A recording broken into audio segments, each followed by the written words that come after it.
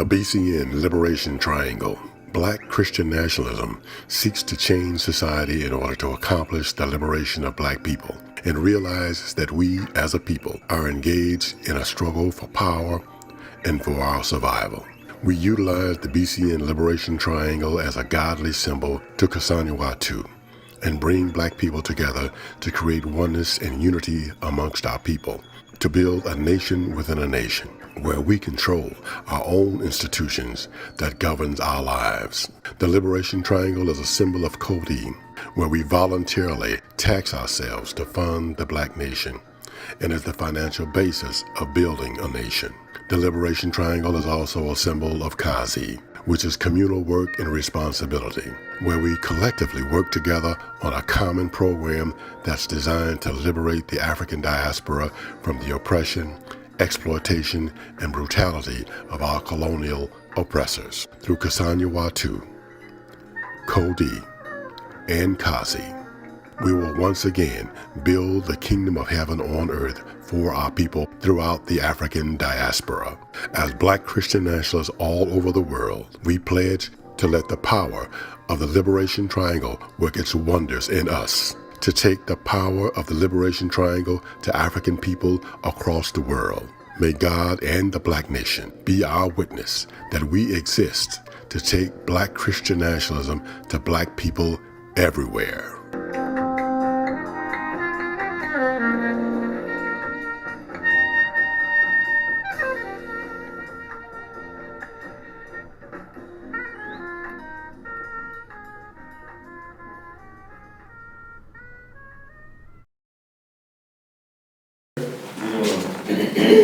Taking time to work through this. All right.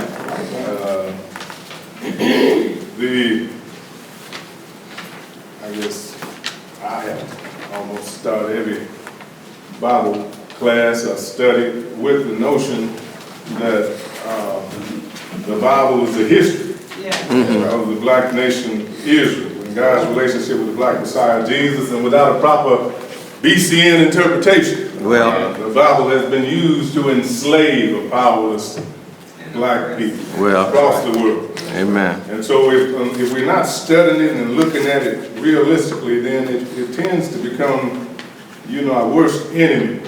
It becomes the weapon in the hands of the enemy that keeps us enslaved. And we have to actually try to do what we can, because God did not intend that we be slaves, that we be oppressed. And so our inactivity is almost against God. Because created out of the substance of God, the first people on the planet, we have an obligation to the planet, to the universe, to God. And we're not living up to that. So when we look at the Book of Ecclesiasticus, we know that it's a part of the books of the Apocrypha, which might not be found in all Bibles. The Jerusalem Bible is one that actually does have it in, and we'll read from that Bible today for those who do have it. But the Book of Ecclesiasticus is the longest apocryphal book. It is also known as the wisdom of Jesus ben Sirach. And you might see in some places say ben Sirach.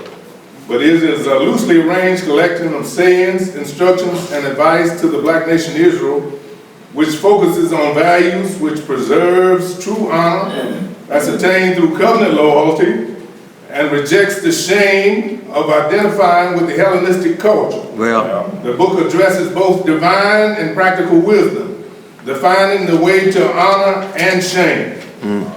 And I just like to note that when you see in the Bible or in Bible writings the notion of Ben, like Jesus ben Sirach, that means the son of. And we'll see that, time and time when you go through the Bible, but it's important when you realize how their relationships were. They honored their fathers, and they honored their mothers. And you were connected to your history, to your heritage, to your family by that Ben. Whose son are you? I think that's important. I think we have to know. I remember once working in Alabama picking cucumbers. Okay. It was not a good job. It was hard work. Well, And I kind of got into it with one of my little friends. We tussling in the cucumber patch, tearing up the cucumbers. But the whole thing that I remembered most about the incident was what the elder people in the field were saying. First thing out of their mouth was, "Whose boy is that?" Mm-hmm. That was important, and it affected me because I know, oh Lord, it's on now. Oh, I got home. Mama and Larry knew. I've been tussling it again. And I had to pay the price. But whose son is that? well, I think that's important. It requires your fathers to be upright and requires you to be upright. well, When we don't establish those connections, we have a failure in community. We have breakdowns that actually we're reaping the poor reward of those breakdowns today. Not honoring your mothers and your fathers, it's a problem. And it has to be somewhat worked with. In Ecclesiasticus, he defines a lot of things that need to be done in order to straighten those issues out. all right. So Ecclesiasticus, one of the most highly cherished of the Apocrypha books, addresses and expands on many of the same ideas as the Book of Proverbs. All right. It is seen as more nationalistic, as anti-Hellenistic, Well, but less spiritually developed than the wisdom of Solomon. It is believed to have been written about 180 BC in Egypt, just prior to the time of the Maccabean revolt. And y'all see, we keep coming back to, they were in Egypt, writing and formulating ideas, but Egypt is in Africa. They put this in the Bible all the time. That's why it was so important for them to steal Egypt from you. well, To tell you that Egypt was someplace other than Africa. And they won't use the same, they won't say Egypt and Africa in the same sentence. Will not. Because a lot of black people don't even know to the day oh yeah. that Egypt is in Africa. But also 180 BC, this is right prior to the Maccabean revolt. You know, we did go through the books of the Maccabees. Oh yeah. I did have the pleasure of delivering those messages. And we kind of worked through that quickly, but the thing was, 180 BC is prior to the Maccabean revolt. But also during the period when the Greeks have invaded Palestine and actually overcome or taken over or started to oppress the black nation Israel, and they've been there now for almost 150 years. So they're being oppressed. Hellenism is the methodology of the oppression, because everybody was required to adopt Greek ways, to abandon the religion and the practices of our ancestors, to embrace the idolatrous practices of the Greeks.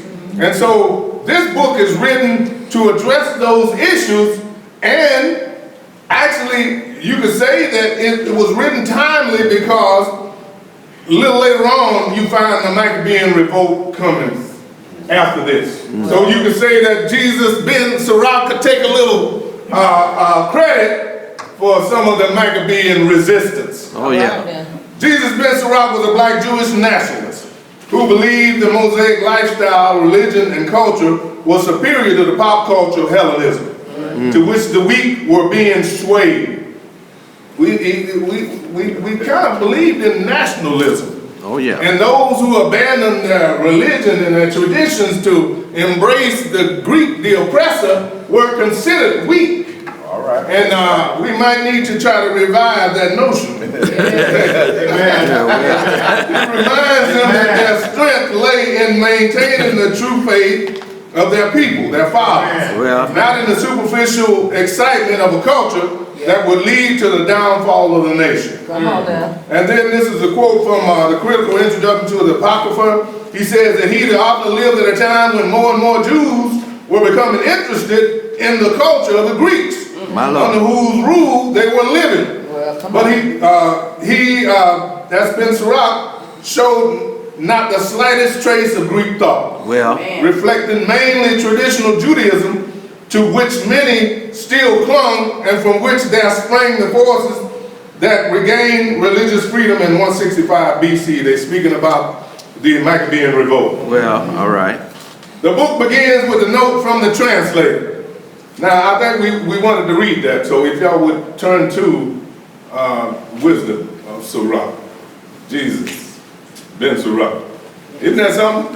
A whole lot of people named Jesus in the Bible. It wasn't just Jesus, your Lord and Savior. But I thought this was interesting because it said the book begins with a note from the translator. How often would you see that in the Bible? So are we reading the translators forward, or are we reading? Yeah, just read the foreword. Just a little bit of that. Because what's interesting in that is, oh, go ahead and read it. I won't tell you. Many and wonderful are the gifts we have been granted by means of the law and the prophets, and the others that followed them, and education in wisdom, on which Israel is indeed to be complimented. But it is not enough merely for those who read the scripture to be learned in them. Students should also be able to be of use to the people outside. Stop right there. It ain't enough just to read the book, the Bible, to read the scriptures. Well, You're supposed to be of some use to the people outside of the Bible. That's right. In your time, in your life, in your living. So, you know, to know the scriptures and be able to quote them back and forth, you know, and to be so pious and religious and so blessed that you ain't stressed, is not enough. You're supposed to do something in the world. Go ahead, a little bit more, Shinga. I don't lost the spot. I shouldn't stop you, I'm sorry. Learning the students should be with my girl. By what they say and write. So it was that my grandfather, Jesus, having devoted himself more and more to reading the law and the prophets and the other volumes of the fathers, and having gained ability enough in these matters, was brought to the point of himself writing down some of the things that have a bearing on education and wisdom, in order that those studiously inclined and with obligations in these matters might make all the more progress in living according to the law. Okay, all right. Now, what else did y'all pick out in there? What else did y'all pull out of that? Y'all heard and read. Obligations. Did y'all catch it? Okay, obligations, true enough. All right, what did y'all get? Did y'all get it? Did you catch it? Y'all missed it. This is his grandson was a translator. Oh, no translation. He went back and translated the book, the writing of his grandfather. Ben Sirach was his grandfather. This is the grandson. He is my grandfather. That's important, ain't it? Yeah. I mean, they honored. I mean, it was important that they paid tribute and that he went back and himself took the time and studied enough to translate this document that it might survive in the world. And even in that writing, in that reading, he said that when you're trying to translate from Hebrew to another language, there are words that just don't measure up. You just can't, there's no way to really explain what the idea is using the limited language of other people. That's important. oh yeah. And as you go through the Bible, you'll realize that these things have been translated over and over and over and over, and people tend to put their language in the Bible. Amen. They tend to use words that weren't available then. And so they tend to, you know, do what people do. Rewrite it. Their opinions. That's why you got versions. Don't ever overlook the notion that there are versions of the Bible. Yes. There are plenty versions, and they come from plenty places and plenty ideas, and all of it isn't necessarily the way it was. Well, We have to be mindful. But the book begins with a note from the translator. Who is the translator? It's his grandson. And what is his request? Read carefully and practice what you read. That's right. Don't just read it just for but actually do something with people with it out in the world. And then be critical in your reading, because the words, the absence. The author opens with a discourse on the origin of wisdom, chapter 1:1. Somebody read 1:1. All wisdom is from the Lord, and is his own forever. Say it again. All wisdom is from the Lord, and it is his own forever. The first verse. All wisdom is from the Lord. Well, Amen. All wisdom. That's important too, isn't it?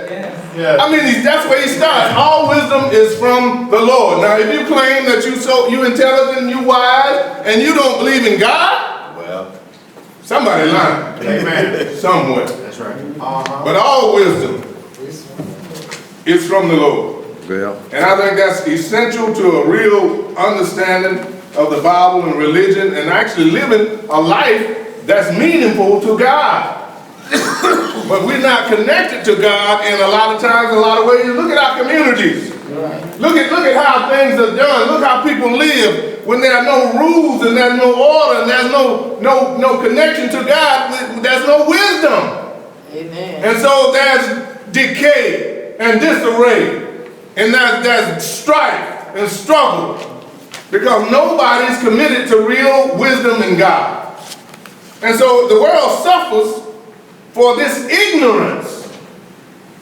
Ignorance, that's what it is ignorance.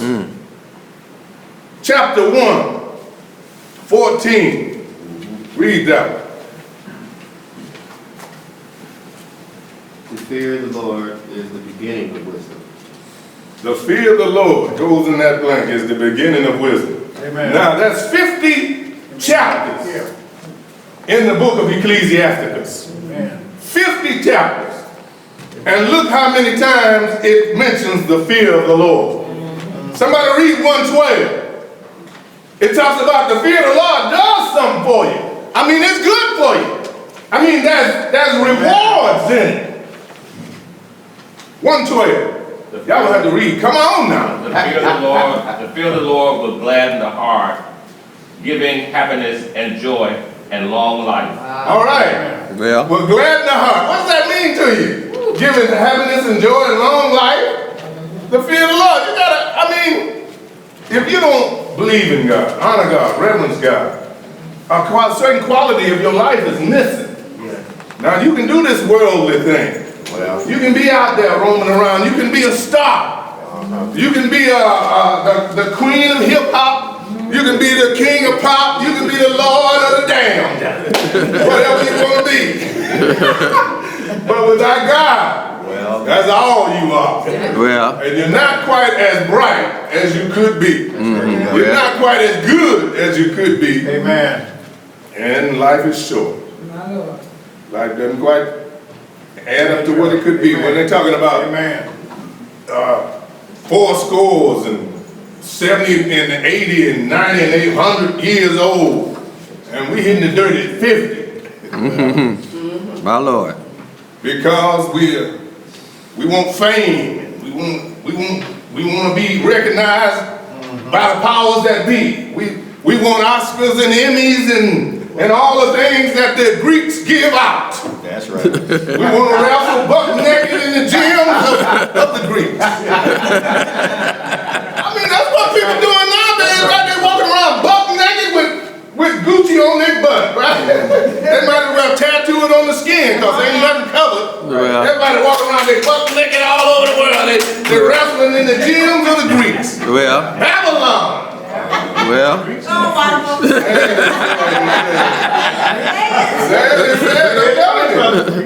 For lack of wisdom, people will do the foolish things That's right. that add to no life. well, 118, what's another gift of wisdom? 118. Wisdom do something for you. It gives you something. It's good for you. Isn't it? Yes. The fear of the Lord is the crown of wisdom. It makes peace and health flourish. It makes peace and health flourish. Well, all right. Wisdom. Well, Fear of the Lord is good for you. It makes peace and health flow. God, you need God for your body, for your biology to work right. Y'all don't believe that? oh yeah. I mean, literally, it's been studied that relationships, the people who have relationships, who are close-knit, who go to church, tend to have, if nothing else, your blood pressure ain't so high. life is, you live longer. Well, I mean, that's already been studied. It's out there. I didn't even. We have to at least understand that there's value in a relationship to God, and it can relate to your health, Amen. to your lifespan, to your longevity. well. All right, Amen. 2:15. Let's just get that in there. I'm doing pretty good. Take your time, brother. Take your time. I'm gonna get through this whole thing. Take your time. 2:15. Those who fear the Lord do not disdain his word, and those who love him keep his ways. All right, those who fear the Lord do not disdain his words, and those who fear him keep his ways. Yes. There's order. There's order. I mean, there's certain stuff that you just will not do. Well, You automatically put a governor on your innate animalistic tendency behavior. And just think about people who don't have no checks and balances. You think about look out there in terms of what they do and how they do. You can look at Trump. That's a monster with no check and balance. He doesn't have he don't believe nothing about God. He ain't following no rules or order in terms of what the golden rule. He says the man with the gold make all the rules. Ain't got nothing to do with God and people and making the world better. Well, It's all about him and his cronies and his people, and they'll scorch the earth right now and let y'all worry about it later. my Lord. Generations to come behind them will suffer, but they have no accountability to God. And so they'll get in chamber and raise their hand and pray on the King James Version of the Bible, and then go out and rape and pillage and plunder the world. Well, Amen. you're right. Claiming Christian, Well, claiming they know God, but not living anywhere near the practices and the protocols that God actually laid out. In one of these scriptures it says, if you aspire to serve the Lord, well, prepare yourself for one day. well. Amen. Amen. If you claim that you're a Christian, Come on now. and your life is easy and smooth, you ain't doing something right. You ain't doing God's will. Because in a world like this, it's rough on Christians. Well, In a world like this, you on 24/7 because there's always something going wrong. There's always somebody being mistreated. There's always some neglect. There's always hunger and famine and war. well, There's no peace for you as a Christian. well. That's unless you're a Pauline Christian. Paul said all you got to do is believe in Jesus. Amen. To accept him as your Lord and Savior, and you're going to heaven when you die. Well, But to really be a follower of Jesus, Amen. if you aspire to serve the Lord, well, it's going to be some difficult days. well, Because it's not an easy task. That's right. Right now, we're not even being persecuted. You know, they don't worry about no Christians. They don't worry about nothing coming from Christianity. They don't worry about Christians actually taking a position on issues, on life, on the world. Well. Why? Because every preacher in the Christian world is checked. well, He's almost on the payroll of the powers that be. Well. He's a government employee. Because they ain't saying nothing against what's going on, what's happening to people, what's going wrong in the world. Christians are not what they should be. Well. Jesus would have been ashamed. well, Don't be using my name well, doing what y'all do. Which is nothing. well. Teach, brother. You aspire to serve the Lord. Prepare Life yourself can't be for easy. Well, It's some difficult days. That's right. The book of Ecclesiasticus. Well, we could go through a lot of these, but I'm saying that's 50 chapters. The fear of the Lord was essential in this entire writing. What he's trying to tell these diaspora Jews that scattered, say, look, y'all had the best of it. Y'all had life as good as it could get. Y'all got God. Y'all got the source and creator of the world backing you, behind you. Your traditions, your ancestry is solid. Look at the deeds of your ancestors, what they did in the world. You have a glorious history and heritage. Why would you give that up? well, Why would you abandon that for this trinkets, for Hellenism? Why would you chase behind the Greeks? Right. That's right. Why? why?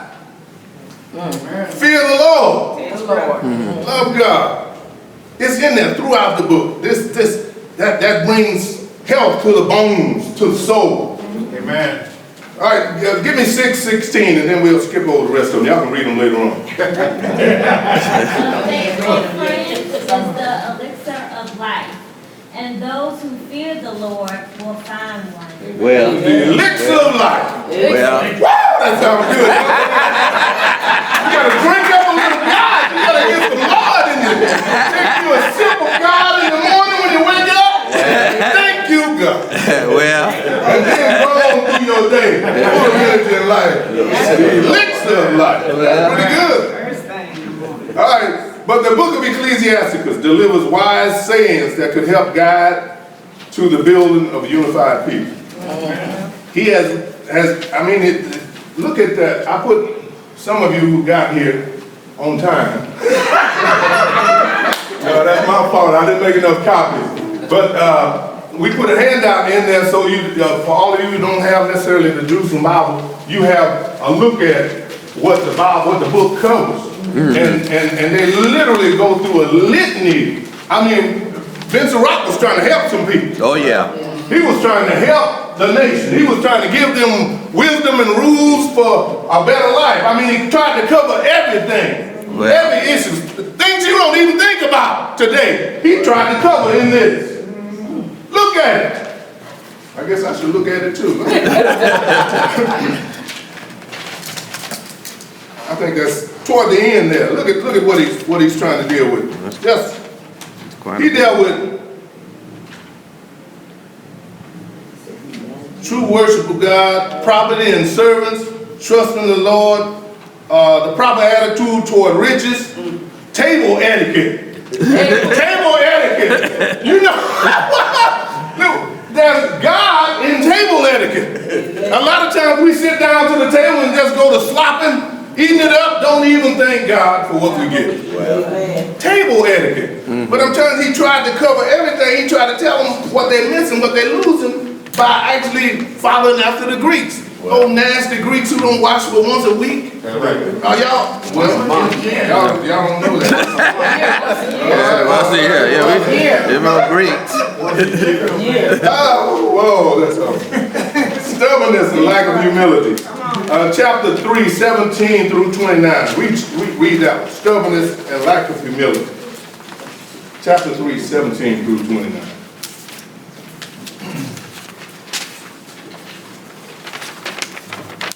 Now somebody go ahead and find 1 through 8. chapter 4, 1 through 10. Okay. We want 3, 17 through 29, and somebody find 4, 1 through 10, and then somebody find 7, 1 through 17. Okay. And we're going to keep it moving. My son, be gentle in carrying out your business, and you will be better loved than a lavish giver. The greater you are, the more you should behave humbly. Amen. And then you will find favor with the Lord. For great though the power of the Lord is, he accepts the homage of the humble. Okay, that's enough. 4, 1 through 10. My son, do not refuse the poor a livelihood. Do not tantalize the needy. Do not add to the suffering of the hungry. Well. Do not bait a man in distress. My Lord. Do not aggravate a heart already angry. But dispute awaiting for your aims. Do not repulse a hard-pressed beggar, nor turn your face from a poor man. All right, My stop Lord. there. Wow. Good. We live in a world where the idea is to accumulate as much as you can. There's never enough. When they say what is enough, they say more is enough. So they're always trying to get more and more. And the wealth is amassed and accumulated in the hands of a few and stored in offshore bank accounts all over the world. And there's thousands and millions of people who hunger Well, and suffer Amen. and die on a daily basis for lack of bread. And we claiming to be Christians all over the world. I mean, there's so many of us, the number is great, and churches on every corner, and people are dying down the street my for Lord. lack of bread. Amen. Ben Sirach says you ought to help the poor. There's no reason for people, there's no reason for famine and starvation in this world. There's none. Well, And for people who claim they love God, claim they know God, put their hands on the Bible on a regular basis and make all kind of proclamations and talking about in God we trust. Write it on the money, lion, snake.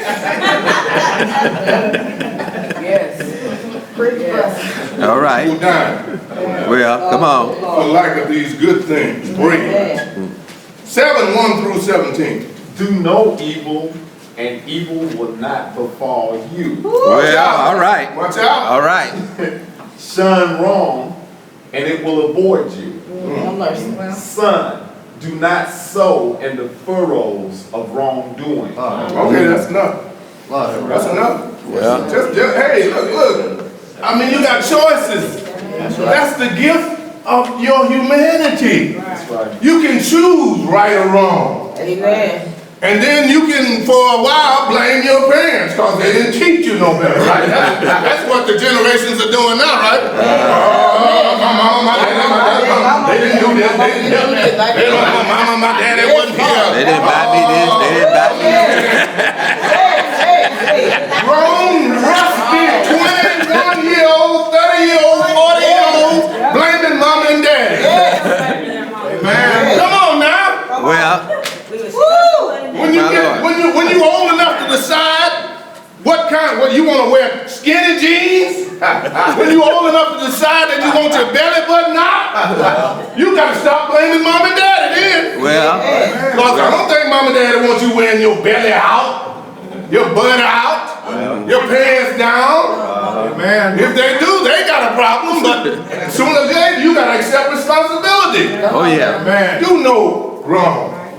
Do know evil. Don't act like you don't know right from wrong. You know. Well, come on, brother. You know. And you got a right. It's your choice to live life.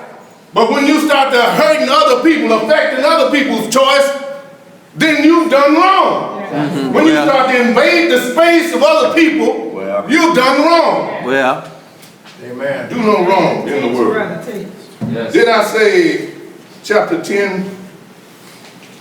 Well, maintaining quality relationships. That's the whole chapters 10 through 13. Maintaining quality relationships. well, Why did he give 3 chapters on that? Why did he put 3 chapters on maintaining quality relationships? It might even be 4. It's important. It's important. yeah. Your relationships are important. Right. Amen. It's important to God. Yes. God, cosmic entity and creative intelligence, started with a covenant. Covenant relationship says, I will be your God if you will be my people. If your relationships are bad, you ain't a people. Exactly. Look at the landscape of the black community. What's the problem? Bad relationships. Well, amen. Amen. Bad relationships. Amen. Ain't nobody in love with nobody. Well, Love lasts for 3 days and a night. And it's over. We're creating discord and disarray around the world. Bad relationships. And they don't just, it's not just this bad relationship, but it actually is in perpetuity almost, because once you hurt the woman, it maintains itself in the next relationship. My Lord. It maintains itself in the children. Bad relationship. The man is low down, and he treats the woman bad. The son and the daughter in that relationship ain't gonna know how to relate. Well, And so how's that gonna play out in the next generation, in their relationships? It's gonna be bad. well, It's gonna be bad. When 1 in 10 relationships is good, don't you think that's a bad ratio? oh yeah, 1 in 10? not good. I don't think that's good. And we don't realize. So we, and I'll say men. Let me kick y'all around just a little bit. That's right. Our slave behavior, Well, following the pattern laid down by the plantation owner and the slave master, we have become irresponsible in well, our relationships. well, And we mistreat mom and expect to produce a decent daughter. And daughter has bad relationships and her children have bad. It starts somewhere. I think men need to accept a better level of responsibility for the state of the black community. oh yeah, That's right.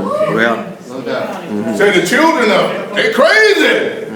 Well, their daddy was crazy. Their daddy didn't show up. He didn't know. Sometimes we gotta accept the blame. well, that's right. That's All right. right, read chapter 14, verse 3, and write what you think about it. Now, this kind of got me here. This kind of stung me. That's why I put it in the lesson. I'm still stung. I'm hurt. I couldn't believe this when I saw this in the Bible. 14:3, come on. Well, is not the right thing for a niggardly man. Stop right there. What?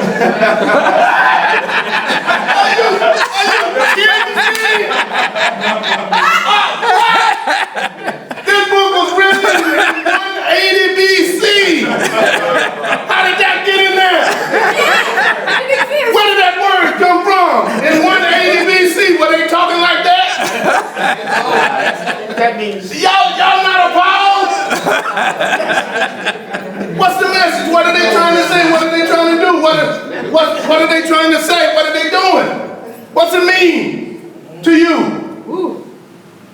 What did it A mean? niggardly man does not deserve wealth. Wealth is not good. Well, you know they already call us niggas right in the Bible. You know how we so gullible. Well, So we suck it up and we say, oh Lord, money and rich. That's why black people run around there talking about, well, I don't want to be rich. I don't need no. I just want enough to survive. Because they said it, they said y'all don't need no money. Y'all don't need to be wealthy. Y'all don't need selfish. Yeah, I know, but I'm just saying, how did that get in there? You know how it's a word that's been designated on us. It's been imposed on us. It's been etched into our skin, into our mentality, in our mind. Amen. I'm just trying to tell you, they didn't write that in there in 180 BC. well, That word was not put there in 180 BC. well, That comes with one of those versions, those translations, those additions that came later. well, I guarantee you. And we'll leave it right there. The Virtue of Honesty, chapter 20, 25. Read them. Amen.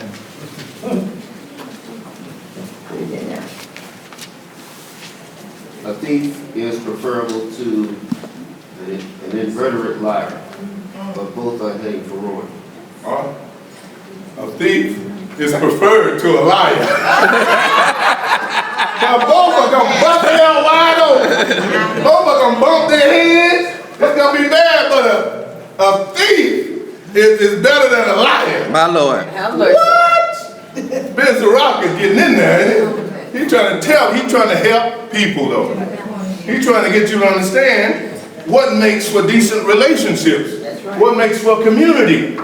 How do we do the thing that God has called us to do? How do we be the people that God has called us to be when we got all these issues? Amen. So he's trying to break it down. He's trying to help us. He's trying to give us some wisdom that we can use and pass on to our children. Respect for elders who connect the people to their history. Chapter 3. It's important. See, what we've done is created a hell because our children are disconnected from the notion that they're going to get old. Right. So they're running around and raising all this hell, disrespecting seniors and elders and creating a chasm in the sense that, you know, that there was a time, a notion where elders were taken care of by the children or the younger people. These kids ain't going to take care of nobody. But when they're old butts, when they get old and ragged and broke down, it's going to be a hell of a world for them to live in because we gone. And all them mamas and grandmamas who take care of them rusty old kids, who going to take care of them when you're gone? Right. But we've created a problem here because we don't respect our elders. Well, We don't cherish our elders.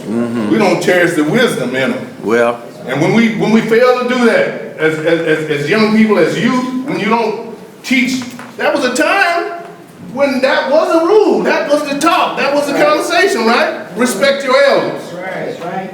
You ever rode the bus lately? You ever walked down the street? You ever been in the store lately? And listen to kids where they talk cussing and carrying on all around, all over, old people, have mercy. men, women, and children. They respect nobody. Nobody. I think that's a problem. Yes. That has tangible manifestation. That has consequences. That's right. Amen. And for them not to understand that they're creating their own hell on earth. That's right. It's sad. Prayer for self-control, chapter 22, 27. Somebody read that.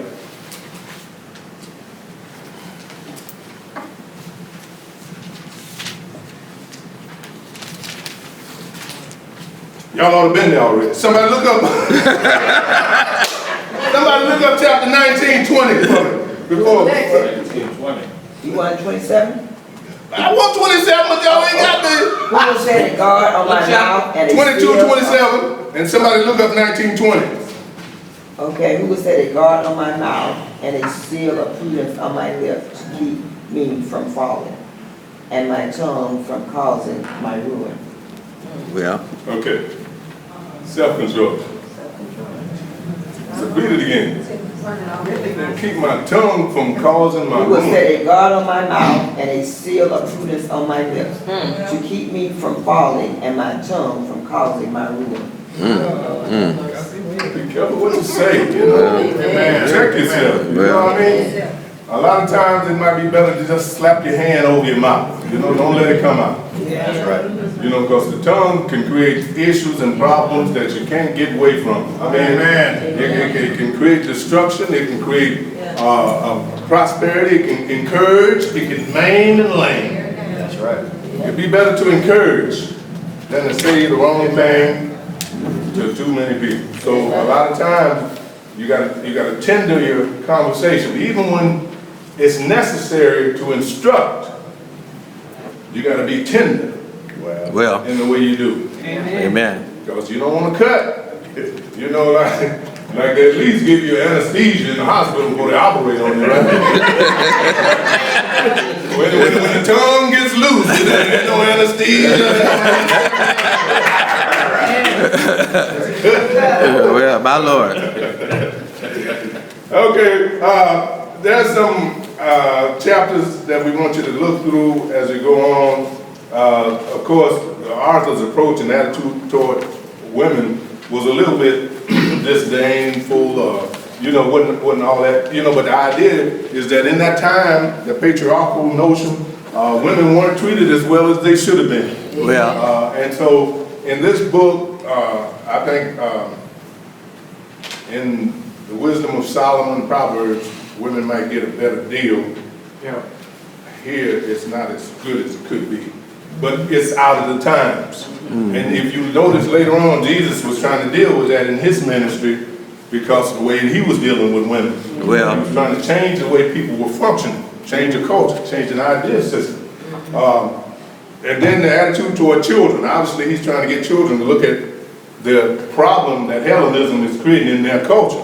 That they're literally destroying themselves by chasing after these Greeks and chasing after all these white ideas and white notions, that we're really destroying ourselves. God created us black by design on purpose. There's reason for that. Oh, yeah. When you actually try to avoid what God did, try to act like God made a mistake, then that's what they call it, blasphemy. But that's a slap in the face of God. And then you're going to go fall on your knees and pray to God for what? When you don't believe in God, really. If you can't respect what God did in terms of the people that God put you or made you a part of, you can't really believe in God, and God look at you like, well, are you kidding?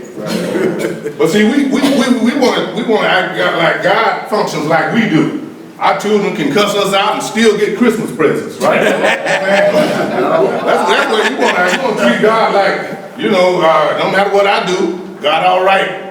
So I can act a fool and disrespect God and still get blessed. Have mercy. But all right, you got the rest of it. Look at it, go through it. We're actually trying to deal with issues that have started way 2,000 years ago. We still struggle with the same issues. And in the world, there's two possibilities. You're going to be oppressed, or you're going to be the oppressor. Right now, we've been the oppressor for a long time. Yes, sir. I mean, the oppressed for a long time. We have to actually make sure that we don't ever become the oppressor, but we got to create a balance so that we can get the oppressor checked. Well. We got to create some place for us where we can't be exploited and brutalized. Well. And that's the notion. That's what they're trying to deal with in the Bible.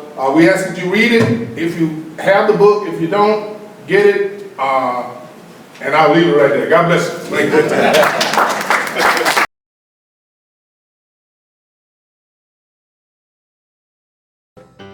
Encourage my soul and let us journey on. For the night is dark and I am far from home. Praise be to God, the morning light appears. Oh yes, the storm